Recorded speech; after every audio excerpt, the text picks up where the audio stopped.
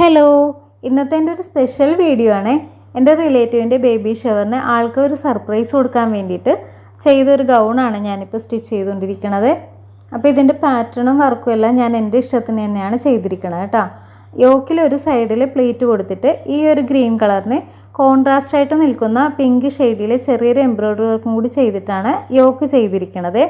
അപ്പോൾ അതുപോലെ തന്നെ ആ ദിവസം നമുക്ക് ഒരുപാട് വർക്ക് ചെയ്ത് തീർക്കേണ്ടത് കൊണ്ടിട്ട് കുറച്ച് ലേറ്റായിട്ടിരുന്നാണ് ഞാൻ ഈ വർക്കെല്ലാം തീർത്തെടുത്തത്.